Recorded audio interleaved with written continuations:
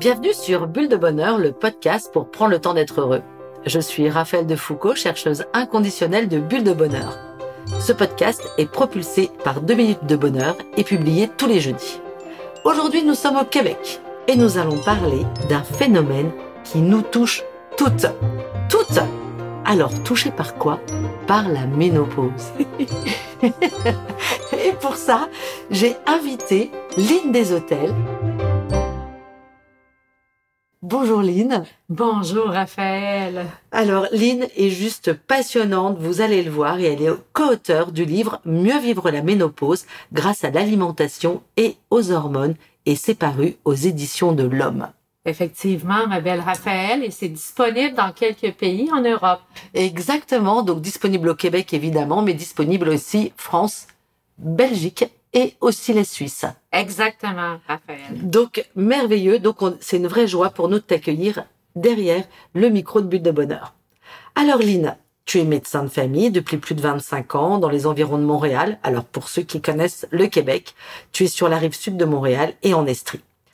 Et c'est ça qui nous intéresse particulièrement et qui, moi, m'a intéressé, c'est que tu prônes une approche de santé globale et de médecine intégrative qui travaille aussi en collaboration avec différents professionnels de la santé.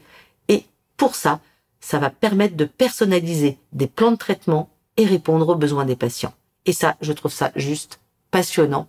Et à travers la ménopause, c'est tout ce que tu vas nous décrire.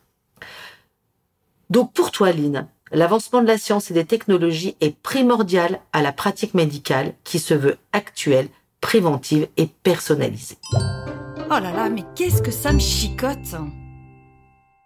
Alors, justement, parlons de ménopause. Alors, la ménopause, on le sait toutes, ou en fait, on le sait où on l'a vécu.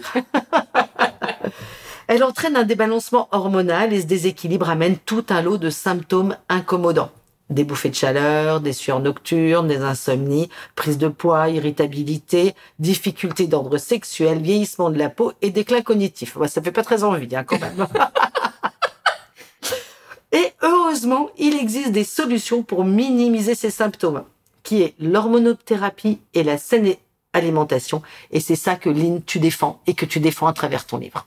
Absolument. En fait, je l'ai écrit avec Isabelle Huot, qui est docteure en nutrition.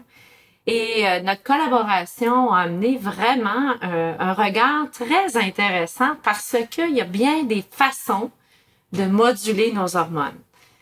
Tous les symptômes que tu décris, Raphaël, oui, il y a des femmes qui les vivent vraiment intensément, mais d'autres qui passent à travers la ménopause, parce que la ménopause, c'est pas une maladie. Hein? Ah, tu as raison, je suis d'accord avec toi. C'est pas une maladie, c'est une phase de transition hormonale. Alors, il y a des changements qui s'installent, qui peuvent s'installer sur 5, 10, 20 ans. Ça peut commencer dès la mi-trentaine, Raphaël. Wow. Et c'est très tributaire de nos habitudes de vie. Pourquoi? Parce que on va probablement provoquer des plus grands débalancements quand on est bombardé de stress chronique, quand on ne dort plus. Alors, ça précipite parfois des symptômes qui sont plus sévères chez certaines personnes. Donc, tu es en train de me dire que les femmes qui sont très stressées et qui ont du mal à dormir, qui ont des insomnies, risquent d'avoir des ménopauses précoces. Absolument. Okay. Parce que les hormones travaillent entre elles. Alors, quand on parle de ménopause, de transition hormonale, on parle de la baisse progressive de certaines hormones, dont les hormones sexuelles. Et les hormones sexuelles ont des rôles à jouer multisystémiques, c'est-à-dire que elles visent plusieurs organes. Hein. Donc, si on a un débalancement hormonal, ça c'est mon discours, hein, un débalancement hormonal. Faut pas dire on est en manque ou pas d'hormones, c'est une baisse qui est progressive et entre elles, elles jouent des rôles complémentaires, les hormones. Donc, si une manque à l'appel, les autres vont vouloir compenser. Et là, ça crée des déséquilibres ailleurs. J'ai nommé, entre autres, une hormone qui est très, on entend beaucoup parler de cette hormone-là, le cortisol. Oui, tu sais, quand l'hormone on parle, du stress. Absolument.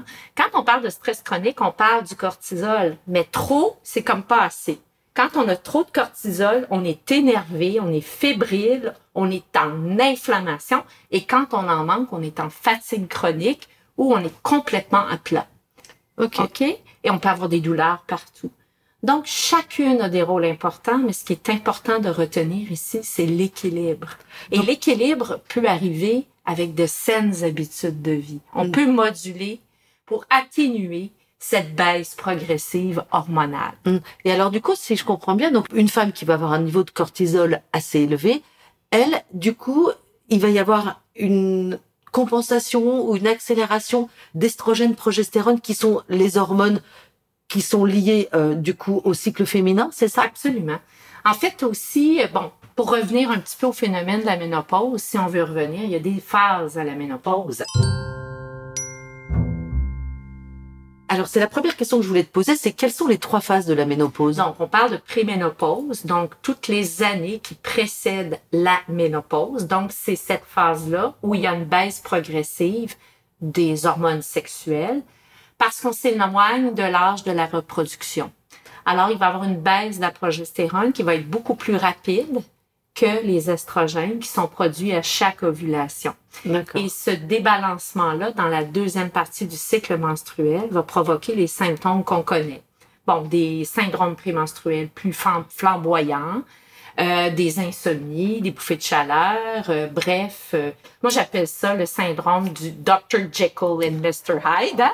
On a comme 2 personnalités. Ça, c'est sûr. Et voilà, on a nos périodes et puis là, la vie redevient belle.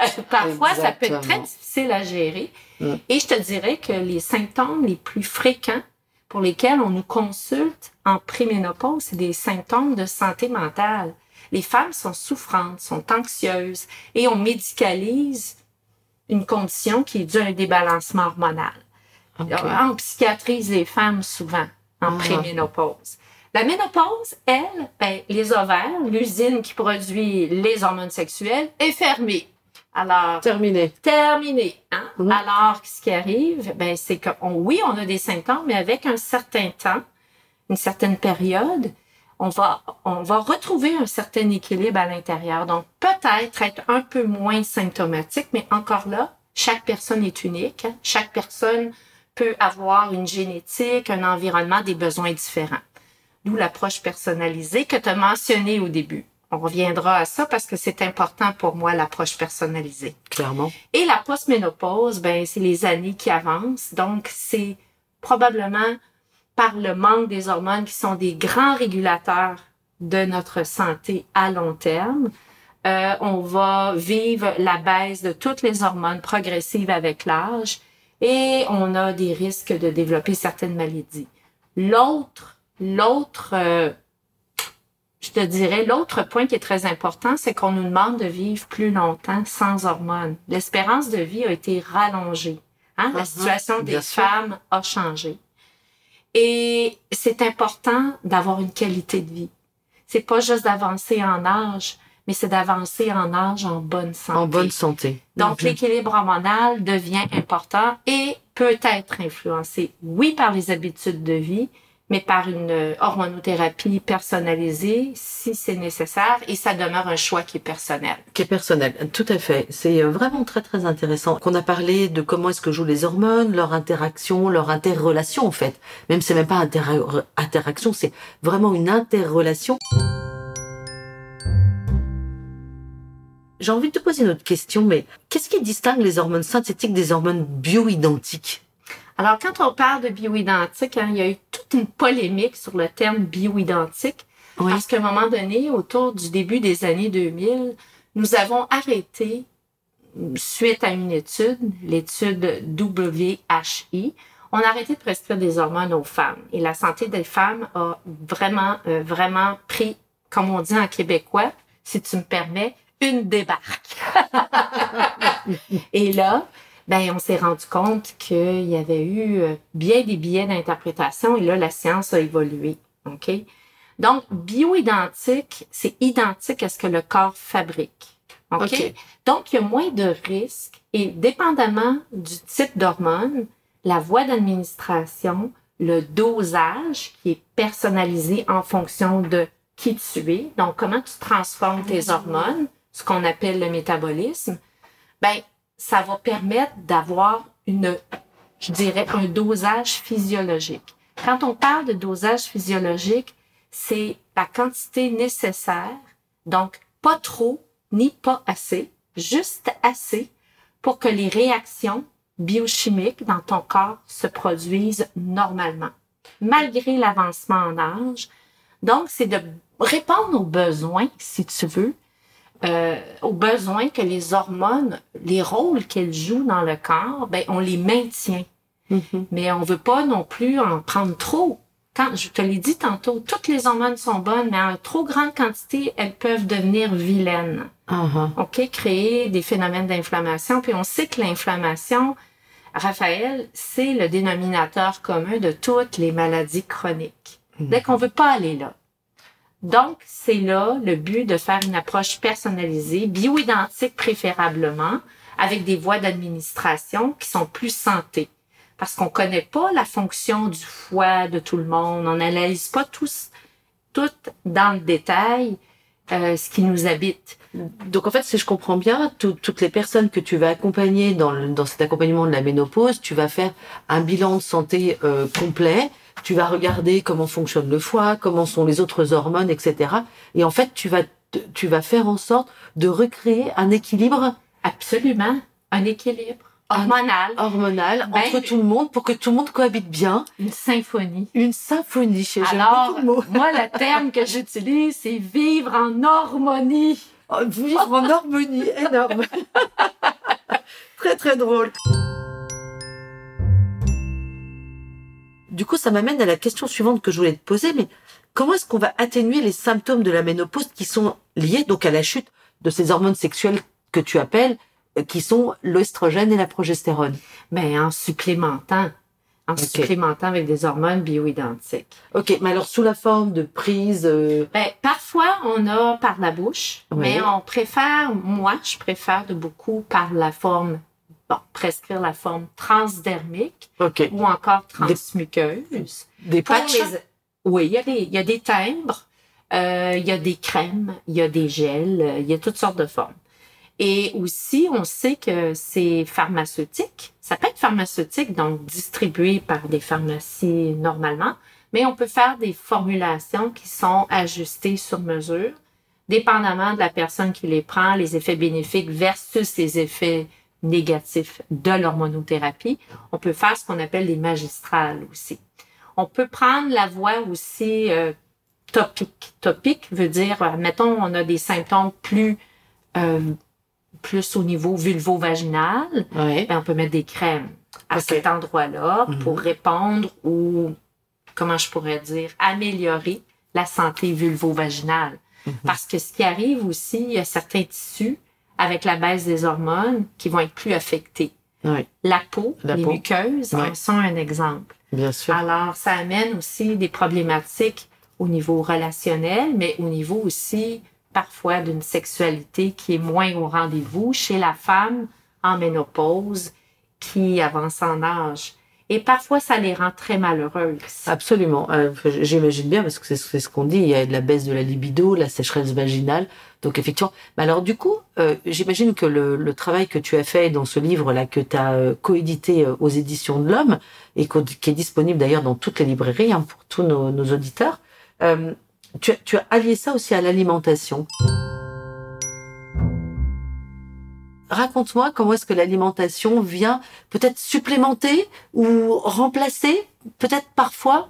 Ben, il y a certains aliments, il y a certains suppléments. C'est pas mon domaine, c'est plus le domaine d'Isabelle. Mais on sait aussi qu'avec la périménopause, autour de la ménopause, le métabolisme, donc comment on transforme tout ce qui rentre dans notre bouche, change. On essaie de compenser ou de produire autrement. Alors, il faut adapter notre alimentation en fonction de notre périménopause. D'accord, si je donc peux dire. stop au saucisson.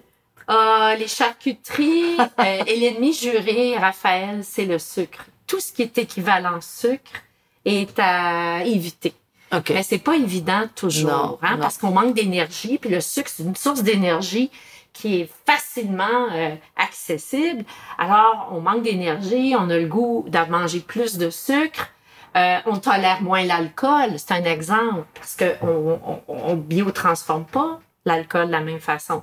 On va essayer de faire aussi du dépôt de gras, parce que dans le gras, on fait des hormones. Alors, si on est en grand manque d'hormones progressivement, ben on va avoir tendance, dépendamment de qui on est, à faire du gras pour fabriquer des hormones en moins grande quantité.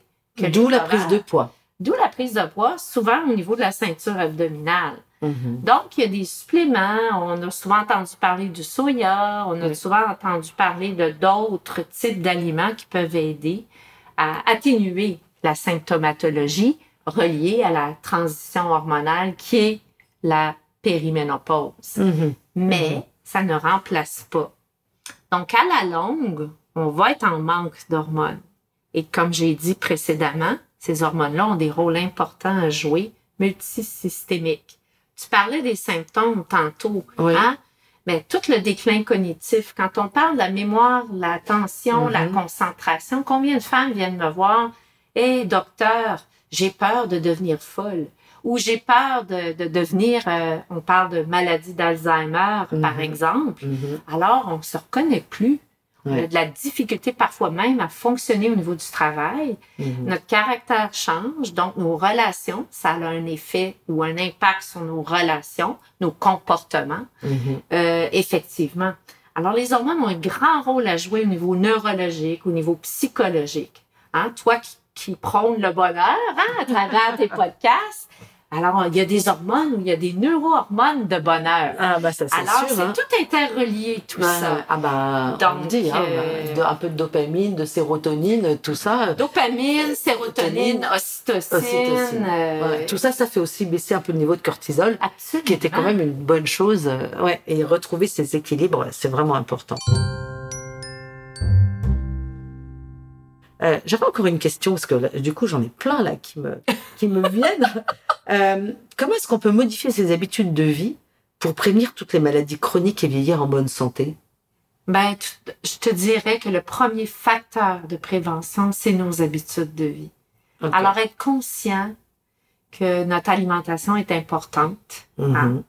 Il y a des choses qui sont plus pro-inflammatoires que d'autres et surtout en transition hormonale, en périménopause. J'ai nommé le sucre. Il y a des groupes d'aliments selon la personne. Le gluten en est un exemple aussi. Il y aurait aussi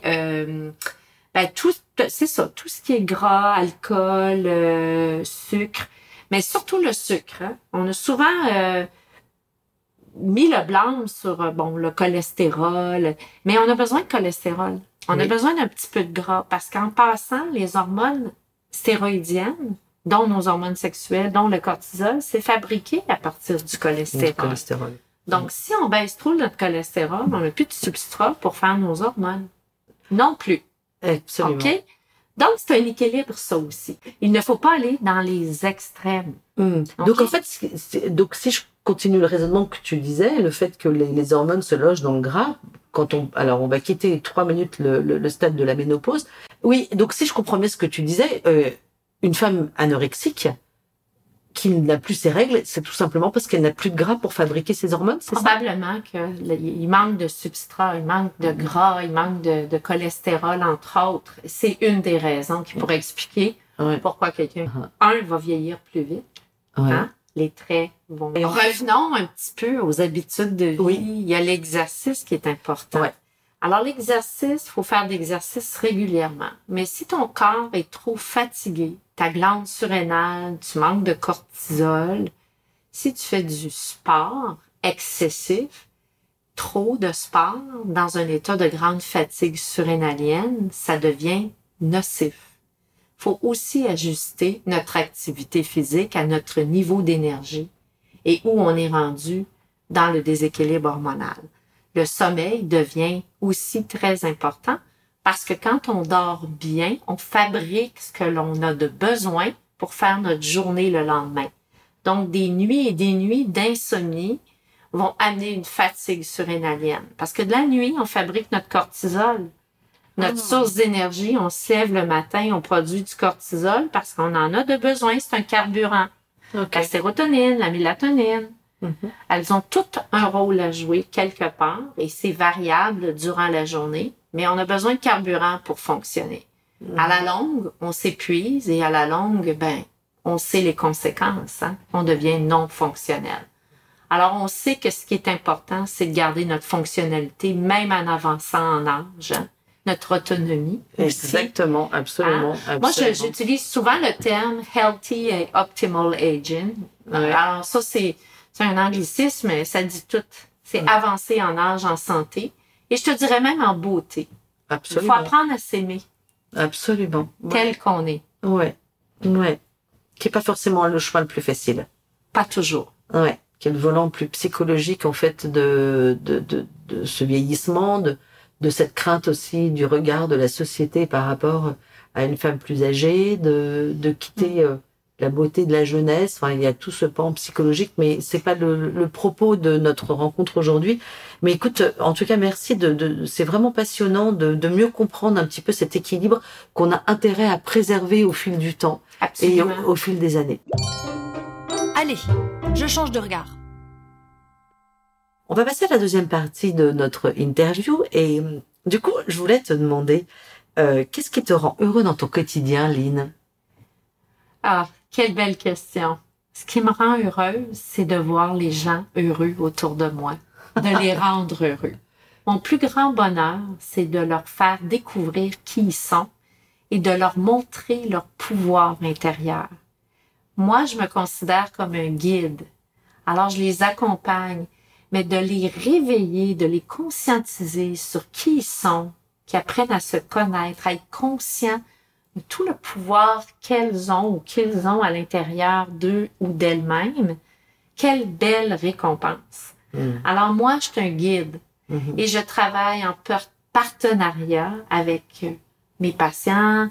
J'aime beaucoup dire à l'autre quelle belle personne tu es, les faire grandir, les faire s'aimer.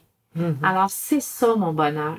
À tous les jours, je fais du bien à des gens et ça me rend heureuse. Ben voilà, tu as quelque chose, on parlait tout à l'heure de cette médecine intégrative à laquelle tu es très, très attachée et on le retrouve bien dans tes propos. Tes patients ont de la chance, beaucoup de chance.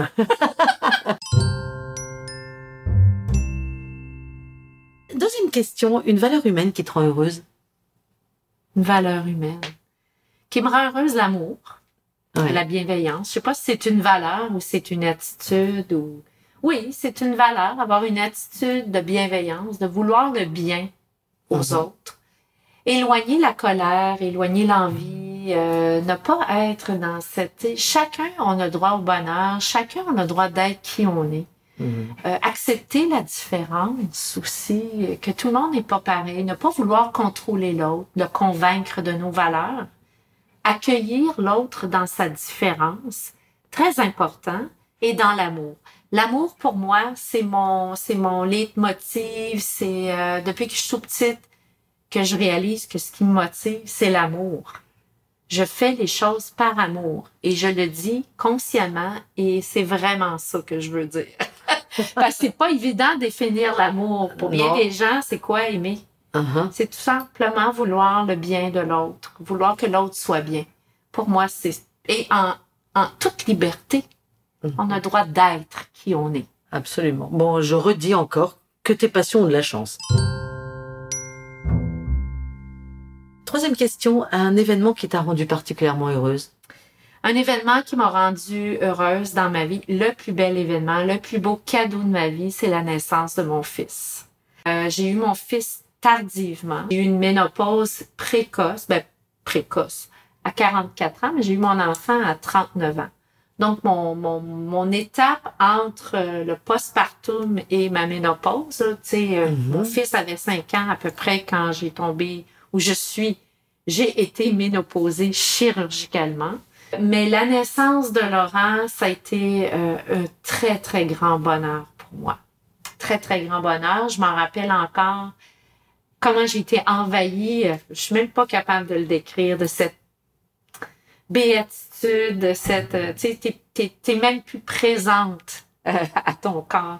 Alors, le plus grand bonheur, c'est mon enfant, mon garçon qui a maintenant 21 ans, que j'adore, et qui devient une tellement belle personne, bienveillante, quelqu'un qui prend soin des autres dans cette société qui est un peu perdue, hein, on va se le dire.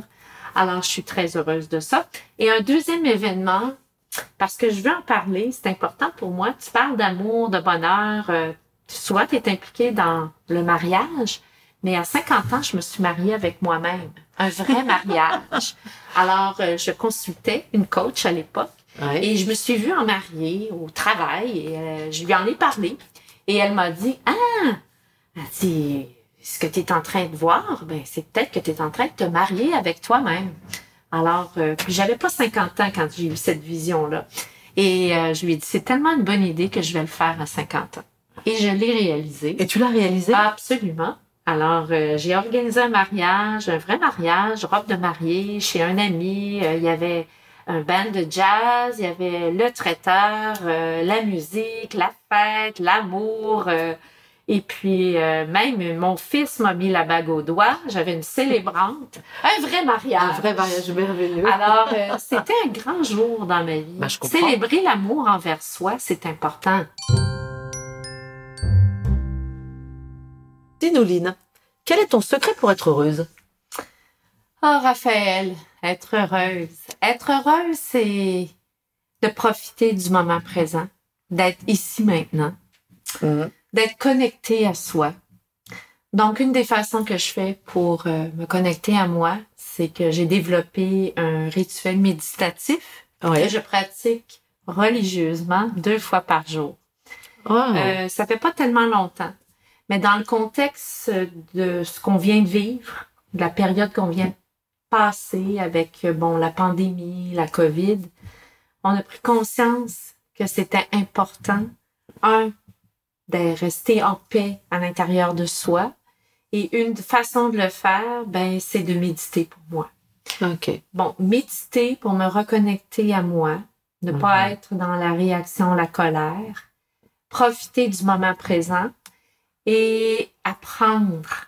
Et je dis bien apprendre à prendre soin de moi. Pour moi, c'est un défi, Raphaël, parce que toute ma vie, j'ai pris soin des autres. Par le métier que tu fais, oui. Et je n'ai pas réalisé que je ne savais pas comment prendre soin de moi. Mon engagement, mon mariage, c'était de prendre soin de moi. Et 10 ans plus tard, parce que je suis rendue à 60 ans maintenant, je commence à peine à comprendre ce que ça veut dire. Mais quel bel éveil de conscience. C'est passionnant ce que tu nous partages parce que ça vient rejoindre ce que tu disais où cette médecine intégrative, en fait, où on prend tous les pans de la personne. Et du coup, il y a quelque chose qui est quand même très lié dans ta manière de vivre aujourd'hui et aussi ta manière de pratiquer ta médecine. Quand on parle de la médecine intégrative, on ne peut pas, et la médecine fonctionnelle, on ne peut pas ne pas considérer les valeurs et les croyances de la personne. On parle pas de spiritualité, mais on est habité de certaines croyances, de valeurs, et on doit les respecter. On doit se respecter. Et absolument. En tant que professionnel de la santé, je me dois aussi de respecter l'autre où il est rendu. Qu'est-ce qu'il attend? Alors, mon rôle, là, c'est de le connecter à lui pour qu'il se réveille. Au meilleur de lui-même. Au meilleur de lui-même. Lâcher tout son potentiel. C'est super. Et hop, je me lance. Dis-nous, Lynn, quels sont tes 3 synonymes de bonheur? Sais-tu, Raphaël, c'est difficile de répondre à cette question-là. Je sais. Mais elle est passionnante aussi. Elle est passionnante. Les synonymes de bonheur, c'est d'être bien avec soi. Ouais. D'être marié avec soi-même. D'être marié avec soi-même, d'être bien avec soi, d'être connecté aussi avec la nature. Ouais. On dit le terme être groundé, grounding, là, ça devient très important parce que on est en accord, en accord avec l'énergie, avec l'environnement. C'est extraordinaire quand on est capable d'y arriver puis d'être là au bon moment puis d'écouter. D'être à l'écoute des signes de la vie. Moi, j'appelle ça les signes de la vie. Et quand on est à l'écoute, on en reçoit des signes. C'est sûr. extraordinaire. Uh-huh. Et il y a une synchronicité qui s'installe et on est guidé. C'est une certaine guidance. Alors, c'est comme ça que je le vis. Je l'accueille. Et ça me permet d'être un peu plus spectateur et moins un acteur. Et d'être moins en réaction face aux événements de la vie. Tout simplement plus en paix et en harmonie aussi. Mm-hmm. Alors, avec moi-même et avec les autres. Et avec les autres. Mm-hmm. Ouais, vraiment, c'est super. Dernière question, en 2 minutes, qu'est-ce que tu aurais envie de proposer à nos auditeurs pour qu'ils soient plus heureux? D'apprendre à s'aimer. D'apprendre à s'aimer. Et pour apprendre à s'aimer, il faut mieux se connaître. Ouais. Et pour mieux se connaître, il faut se regarder. Faut pas juste se regarder dans le miroir, faut se regarder à l'intérieur. À l'intérieur. Pourquoi on réagit? Quand on réagit à quelque chose, parce que ça vient chercher quelque chose en soi. Alors, c'est ce que j'ai envie de dire, et de prendre soin de soi. Parce qu'on ne peut pas attendre après les autres. Mm-hmm. Il faut s'occuper de soi, de son bonheur, de sa personne, et vraiment apprendre à s'aimer pour mieux aimer les autres. Pour mieux aimer les autres. Et l'amour est important en ce moment autour de soi. Il faut rester des humains, Raphaël. Tout à fait. Tout Parce à qu'on est fait. dans une ère où on semble être déshumanisé ou tendre vers une déshumanisation. Et moi, j'ai choisi le clan des humains. J'aime l'humanité. Ben oui, ça je te comprends, qu'est-ce que je partage ton point de vue. Alors moi j'ai envie de dire à nos auditeurs, essayez de faire comme Lynn, faites une petite chose pour vous marier avec vous-même. Super conseil. Exactement, exactement.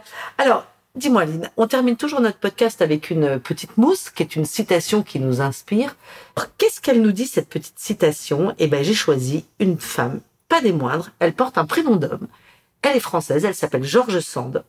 Et elle nous dit, nous ne sommes pas seulement corps ou seulement esprit, nous sommes corps et esprit tout ensemble. Oh, j'adore. J'adore. Ça rejoint ce que je viens de te dire. Exactement. C'est parfait. J'adore. Merci de m'avoir invité, Raphaël. Eh bien, écoute, Lynn, c'est vraiment une vraie joie de t'avoir eu et je trouve que c'était un podcast particulièrement intéressant, très, très riche, à la fois humainement et médicalement. Donc, quelque chose de très intégratif. Donc, merci, Lynn. Alors, on aura un prochain rendez-vous, Raphaël. Oui. Parce que moi aussi, je vais t'interviewer. Et ben, il faudra aller l'écouter sur tous les réseaux. Alors, à très bientôt, Lynn. À Merci, très bientôt, Raphaël. Avec Bulle de Bonheur, prenez le temps d'être heureux. Merci pour votre écoute. Si vous avez aimé, dites-le nous avec 5 étoiles. Laissez vos commentaires et envoyez des bulles de bonheur à vos amis et partagez ce podcast.